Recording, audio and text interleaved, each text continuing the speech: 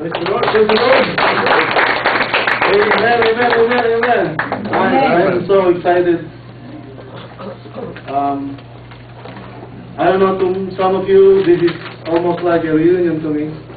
To most people that I have never seen for a while, and it's really an honor and privilege, especially for you guys who really made an effort to come over here this morning. Start to be emotional. In fact, I would like to give special thanks to the Brown Brothers who have honored us by their presence. And also, I would not like to forget those who, until maybe about 12 or 1 o'clock this morning, they were here cleaning the chairs, cleaning the floor, and they never left until the job is done. And then again, as they woke up early in the morning, they were here, the first people, the same thing too. They made sure that you guys are comfortable and ready to listen to the Word of God. To those, I don't mean to say it this way, but just listen to it for now. To those who have children and don't know it, no, we have a Sunday school room for the children, so if you are comfortable bringing your children over there, they have their own lessons, and I guess things that they would enjoy more than what our the adult guys are going to be talking this morning here. Right? Definition of a good sermon is, first, it should have a good beginning, and then it should have a good ending, and then they should be as close together as possible, right? Amen. So I have a proposition. The proposition is this: what is the will of God? What is evangelism? Why do we evangelize? The best thing that could ever happen to a person is when we are almost at the end of this journey in life. We are probably convinced in our hearts and minds, beyond the shadow of a doubt, that we did the will of God. But the worst is when we have been treading in this wheel, like a rat race, going through life feeling tired, dissatisfied with what we had accomplished. It's a waste of time and effort and resources. But if we just know the will of God, or what God wants us to do, and if we just know the mind of God, then that we will do. Which brings us to our text this morning. So if those who have Bibles, you can open your Bibles in Philippians chapter 2, starting with verse 5. The Bible tells us about the mind of Christ. Okay. We have also a visual on what that text is. I would encourage you guys to bring your Bibles. First of all, because it is always, when we need it, it will always be readily available. Especially when we are out there, telling people about the Lord Jesus Christ, or when we are in need of the Word of God itself to encourage us, especially during the times of our testings and trials. If you could please stand up in reverence to the reading of God's Word, just like in Nehemiah's time. When Nehemiah stood up and opened the Scriptures, the people also stood up with him. So maybe we can just read the same verse, right? Philippians chapter 2, verses 8, starting with verse 5 to 8. Have this mind among yourselves, which is yours in Christ Jesus, who, though he was in the form of God, did not count equality with God a thing to be grasped, but emptied himself by taking the form of a servant, being born in the likeness of a man. And being found in human form, he humbled himself by becoming obedient to the point of death, even death on the cross. You may be seated.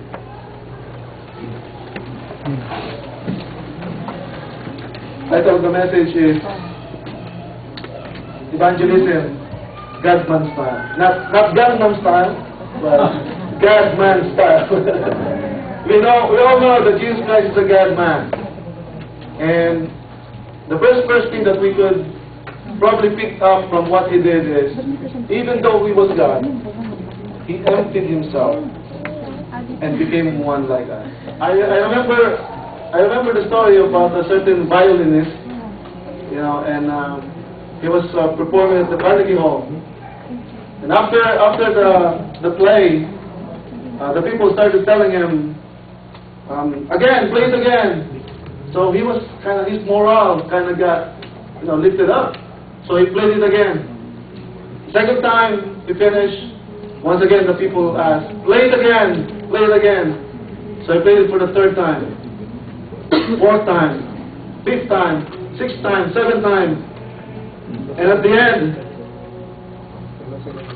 he's finding satisfaction, and he said, this has no bounds. This is Carnegie Hall, and people are asking me to play several times. So he asked, 7 encores at Carnegie Hall? It's unheard of. Am I really that good? And in unison, the people almost responded, you'll do it again right this time. Do it again and again and again until we got it right. So evangelism God-man style. There's power in the name of Jesus to break every chain. Any kind of temptations can make him sin. Death has no sting over him. Even the grave can't hold him. So what is the state we are in right now? That's why in the name of Jesus we have the victory. We have the victory. Right from the message of this title, the title of this message, Evangelism God-man style. You already know that, number one, first of all, Jesus, the God-man, is the central figure of this church. Only to him belongs all the glory and honor and praises. This to remind anybody who would like to come up and start claiming the praises and glory to himself. Only the glory belongs to God. Jesus is our model, example of humility. Making others more important than self. In Hebrews 12:1-2 it says there, since we have so great a cloud of witness that surrounds us, let us lay aside every encumbrance that so easily entangles us, focusing our eyes on Jesus, the author and finisher of our faith, who for the joy that was set before him endured the cross, despised the shame, and sat down at the right hand of the throne of God. Apostle Paul said, for I am not ashamed of the gospel of Christ, for it is the power of God to salvation, to the Jew first, and then to the Greek. I am a little bit emotional, because just to let you guys all know, there are so many among us here who has to take care of their parents, has to be staying in the hospital, has to stay at home, but took the courage and the confidence that Jesus Christ, the God-man, is our Lord. It is not by power nor by might. We cannot be in our own spirit world and bring others to Christ. Try talking, screaming to someone half mile away about the love of God. Let's see if the guy on the other side will get your message, unless of course you use a cell phone, two-way radio, or a charade. Let's try a charade. Okay? I'm not gonna do what I'm gonna tell you. You have to guess what it is. Okay, let's start. God. Beer.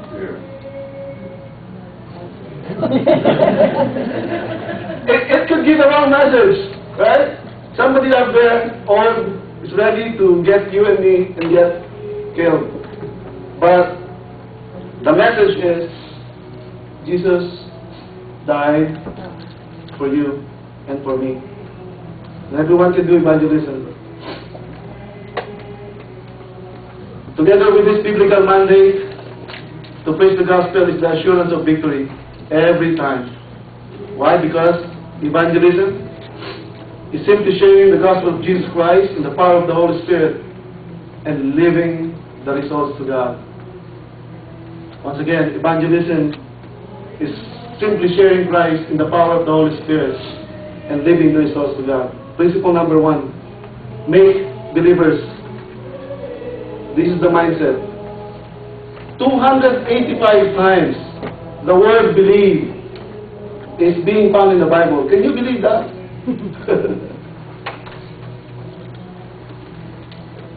Under point number 1, realize in Romans 8:38, sabi doon, for none of these things will be able to separate us from the love of God. Neither death, nor life, nor angels, nor principalities, nor powers, nor things present, nor things to come, nor any other created thing will be able to separate us from the love of God. We have to realize, first of all, before we make believers, that God has loved us. In Romans 5:8 it says there, but God demonstrated His love toward us in that while we were yet sinners, Christ died for us. While we are in the very act of sinning. Before we make believers, we must believe Jesus Christ ourselves. This fuel that propels us to witness is God's love. Experience it, feel it, accept it. Some would even put it to the test, then use it to encourage and empower. Second, relinquish, give up, step down, humble.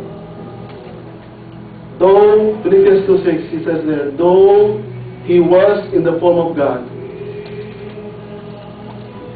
give it up. Instead of just focusing to yourself only, focus on others. Matthew 8:20 says there, foxes have holes, Jesus said, and the birds of the air have nests, but the Son of Man has nowhere to lay his head. So let's start not focusing our efforts and energies into building our resources, building our accounts, because nobody among us here will be able to meet God and have any of those in your hands. Third point, reach out. Philippians 2:7 says there, but emptied himself by taking the form of a servant. He is the one who initiated. In Matthew 28:18 it says there, all power has been given to me. Everybody says all. All. All power has been given to me in heaven and on earth. Go. Reach out. Believe it or not, we have a member in our congregation this last time we go. I'm so blessed by him. Why? Because for what is ever impossible for a man to do,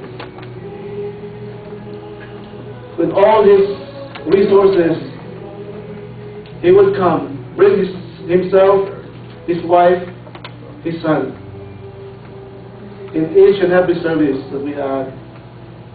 Yesterday afternoon, he was driving all this way from where he lived to the Panorama City to pick up some guys and pick up the chairs where you are seated right now. Drop them all back here. Come back to where he got them. Do another one. Do another trip. Just to make sure that each and every one of us here sits comfortably in order for us to focus our eyes and minds and spirit into the Word of God. So reach out. Go. Fourth, reiterate, emphasize. Philippians 2 says, becoming obedient to the point of death, even death on the cross. Show and prove up to the point of death. Matthew 16:25 says there, for whoever would save his life will lose it for my sake. But whoever loses his life will find it. Amen. But too serious. For what shall it profit a man to gain the whole world and lose his own soul? Or what shall a man give in return for his soul? Jesus Christ himself came back, appeared to his disciple for the second time, for a doubter, a doubting Thomas. The very first time he came, Thomas was not in the group. He started showing his wounds, his arms, his hands, and his side. But Thomas was not in there. So the disciples told Thomas, Thomas, we have seen the Lord. He came back from the dead. He was resurrected. And his statement was, until I put my finger into the holes of his hand and thrust my wrist into his side, I won't believe. That doubting person, Thomas, is enough reason for the Lord Jesus Christ to reach out. He came back.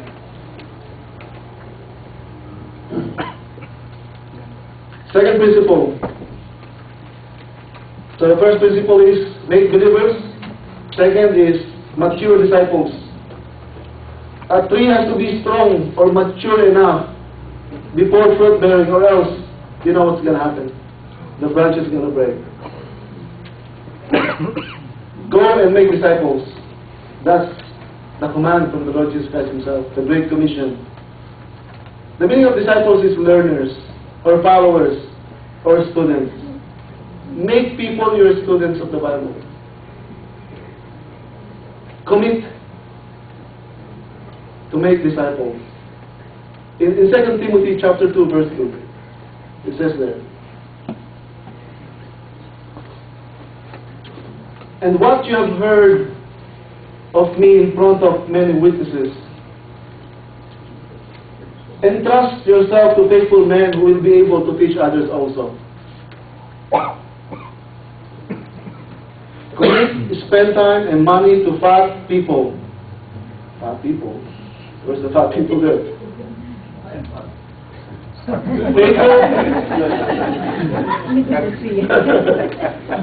Commit yourself to faithful men, faithful, available, and teachable people.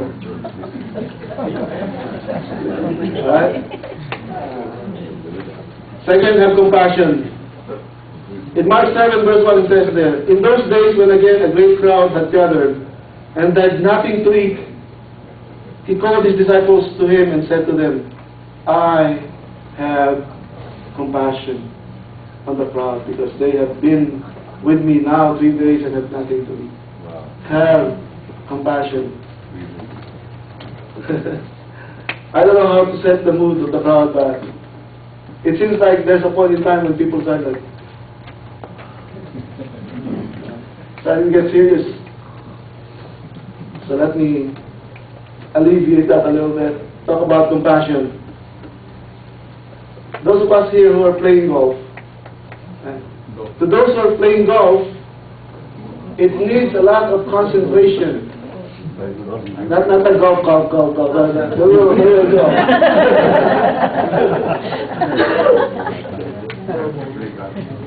If anyone is incorrect, he's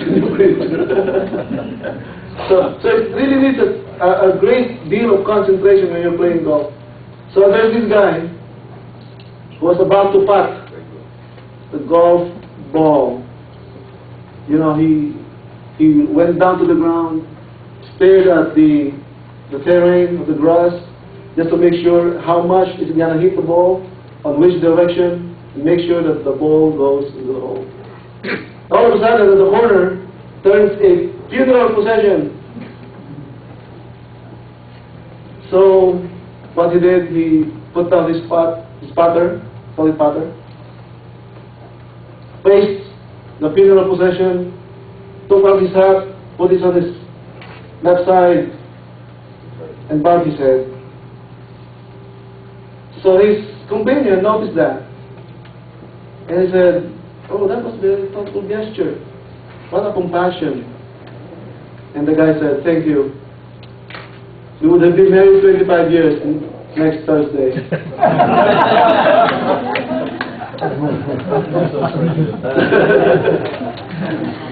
Principle number 3.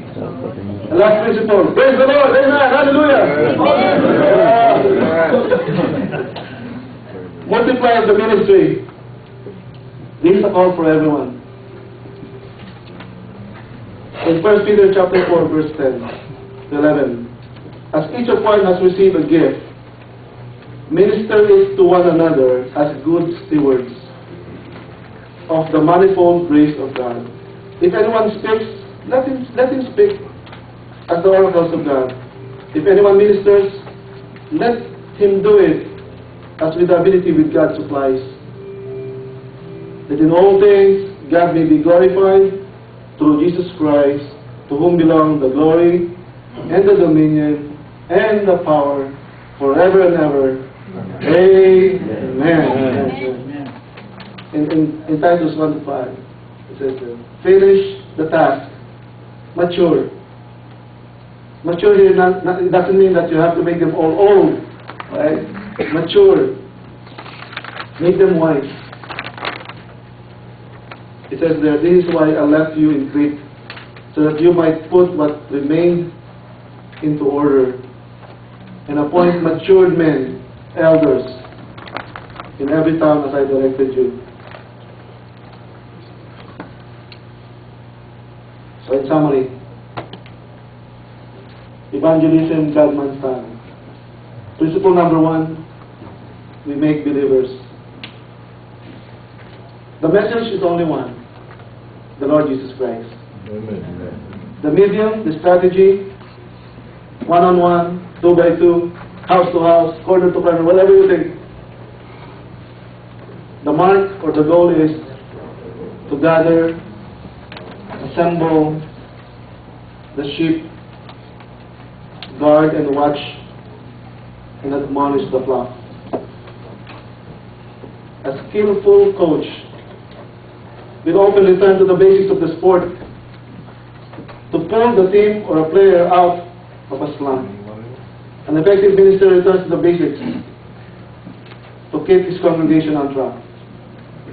We go to the basic, make believers, we mature disciples, and we multiply the ministry.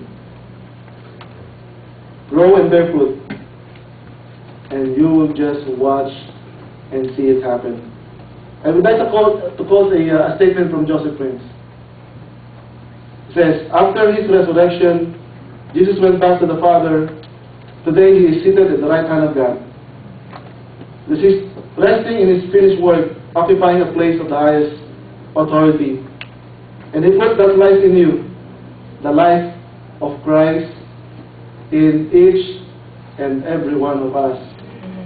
And because Jesus went back to the Father, the Holy Spirit came to indwell you, so that you will live life with His anointing and walk in His overcoming power.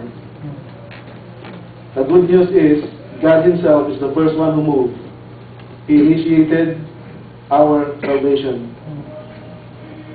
And now we have the power of God. Go out, and we are not to be ashamed of it. In Mark 8:37 it says there, for what can a man give in return for his soul? For whoever is ashamed of me and my words in this adulterous and sinful generation, of him will the Son of Man also be ashamed when He comes in the glory of His Father with the holy angels. There might be a special name for a disease. Cancer, fibromyalgia, atrial fibrillation, a name for that conflict, divorce, battery, abuse, a technical name for that problem, foreclosure, bankruptcy, deportation, felony offense, Alzheimer's, orphanage. But there is a name that is above every name. That in the name of the Lord Jesus Christ, every knee shall bow and everything shall confess that Jesus Christ is Lord. to the glory of God the Father. Amen. In this assembly, Acts 2:42 says, and they devoted themselves to the apostles' teaching and fellowship, to the breaking of bread and prayers, praising God and having favor with all people. And the Lord added to their number day by day those who were being saved. So if you want to be happy, get out of that field and do something good for others. Let's pray. Father, thank you for your people. Lord, you know that we have each and everyone's concern, but we chose to follow you. So I pray, Lord, that you honor these people who came. And we are blessed by their presence. Thank you for your word. Help us to make believers. Help us to mature disciples. And help us to minister and to multiply the ministry which is only yours. Because all the glory and honor and praises belongs to you. We pray this all in Jesus' name. Amen. Praise God. Thank you, Lord.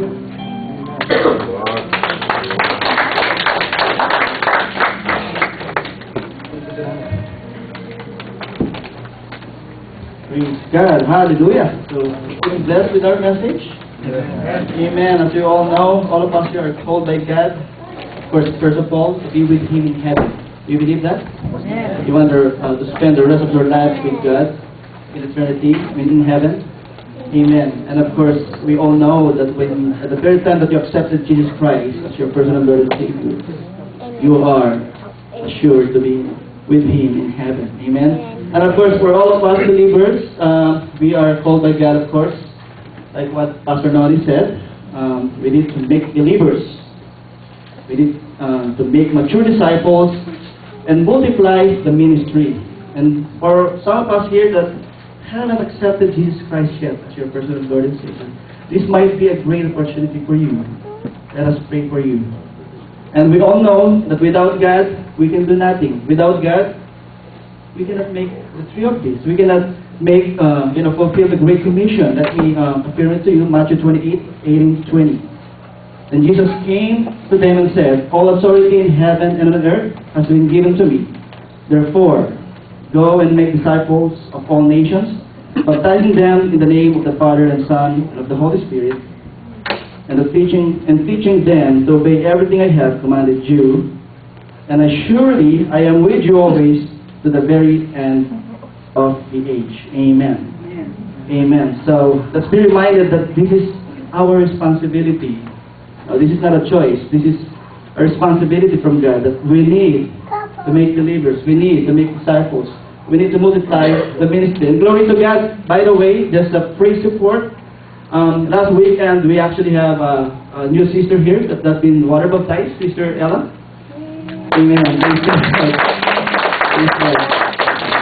So we believe that this ministry is really powerfully used by God, is mightily used by God, to reach out not only to the local people, but also abroad. We have missionaries in China and the Philippines, and every day they have opportunity to share the gospel, and people are responding. Amen. So for those who haven't accepted the Lord Jesus Christ as your personal Lord and Savior, let me share to you how can I receive Jesus Christ as my personal Lord and Savior? Well, I have this material here that I got from one of a friend, and this is really, really effective and really hit the mark. So, question, how to receive Jesus in your heart as Savior and Lord? Of course, number one, realize that we are a sinner. The Bible says that everyone has sinned and falls short of the glory of God. Amen? So no one here is really clean. No one here is really sinless. It's only the Lord Jesus Christ who lives here on earth, never sinned. Number two, recognize that Jesus died on the cross for your sins, but resurrected from the dead on the third day. Amen. Realizing that Jesus is Lord. Jesus is the Son of God. Jesus is God. Jesus is the only way, the truth, and the life, and no one comes to the Father except through Him. Amen. And number three, repent. Repent means we need to return to God. You know, some of us might be, you know, way too far already, and it's about time to return to God. It's about time to repent. And number 4, receive Jesus in your heart as Savior and Lord through simple prayer. Amen. The Bible said, God is not looking on how you pray, how loud you pray, if you're shouting while praying, or maybe you're praying silently. What He is really concerned is the condition of your heart. Amen. So, do you agree with that? Amen? Amen. So for those of you who haven't accepted Jesus Christ as your personal Lord and Savior, you know, let's pray right now. I mean, I'm not going to ask you to come here. I'm not going to ask you to raise your hand. I'm not going to ask you to stand up. You know, let's just bow down. Close your eyes. Pray from your heart. And let me read you with prayer. I know most of us are saved already, but for others, you know, let's make this a recommitment of our, you know, commitment to God. You know, so let's bow our heads. Lord Jesus, I know that I am a sinner. I thank you that you died on the cross for my sin and resurrecting from the dead on the 3rd day. I repent my sins. Help me to follow you from this day forward.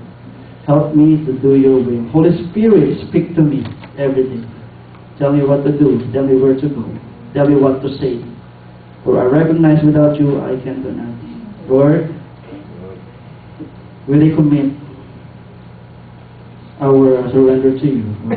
We recommit our life to you. Use us for your glory. Thank you for accepting me. Thank you for dying on the cross for me. Make me the kind of person you want me to be. In Jesus' name I pray. Amen.